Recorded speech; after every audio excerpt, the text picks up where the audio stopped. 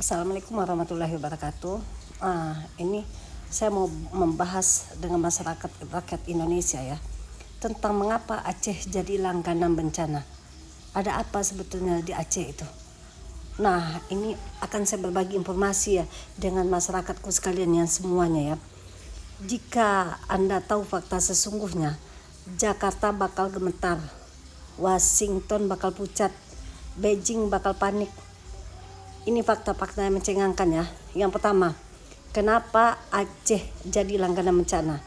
Yang pertama, karena minyak mentah Aceh yang sangat besar, 30 miliar barel dan masih perawan.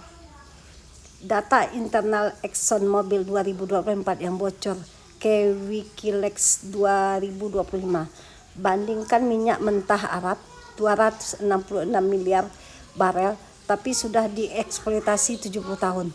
Uni Emirat Arab 97 miliar, Kuwait 101 miliar, Irak 145 miliar.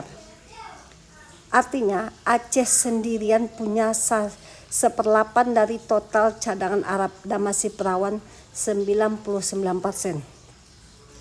Kalau diproduksi 1 juta barel per hari, realistis ya, dengan harga $80 per barel, Aceh dapat 29 triliun rupiah per tahun dari minyak saja. Itu dari minyak saja ya. Yang kedua, ExxonMobil dan Clean First dokumen internal ExxonMobil bocor Desember 2025.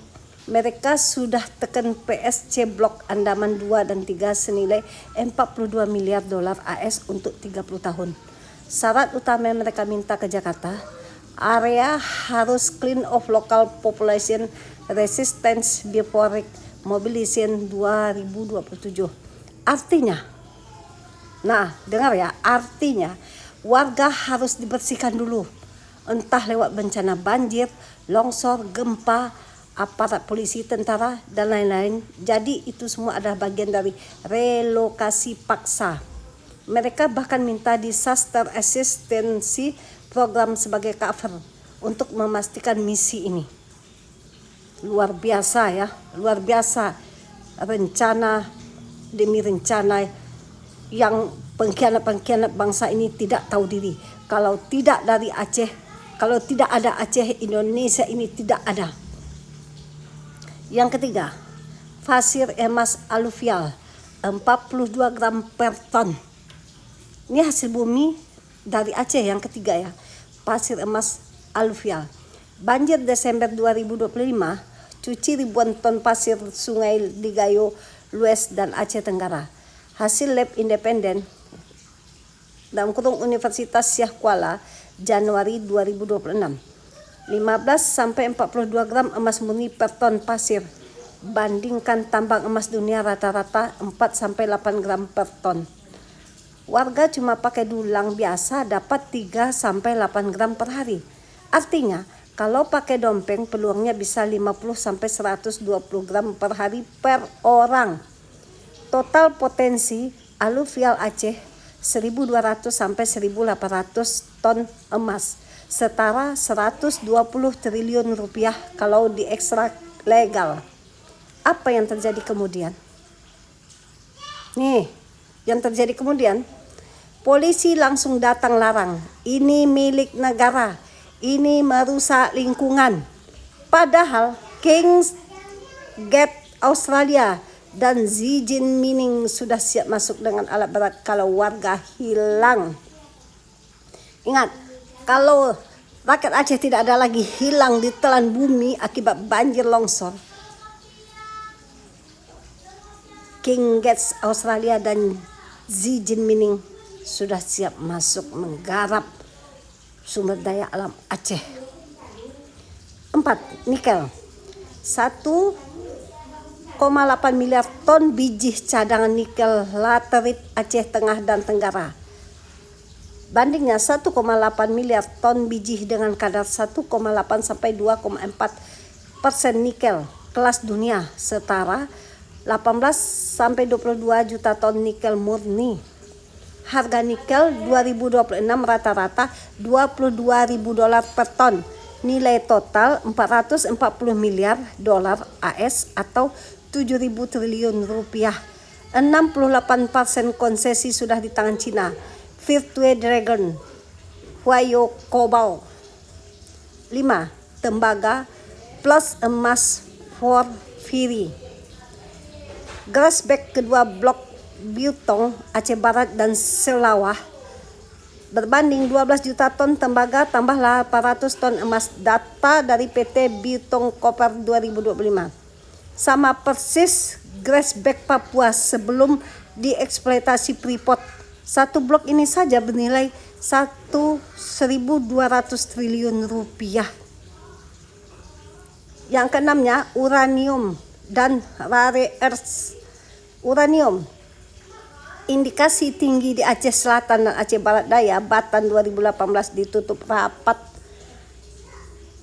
Rare Earth Elements REE, tiling nikel Aceh mengandung neodymium, praseodymium, dysprosium, bahan magnet, EV dan senjata. Cina sudah kirim tim penelitian ke Gayo Lues sejak 2024. Kesimpulan gelap, Aceh bukan provinsi. Aceh adalah brankas terbesar Asia Tenggara yang masih terkunci. Luar biasa kan? Mereka butuh 5 tahun lagi dari 2026 sampai 2030 untuk buka total.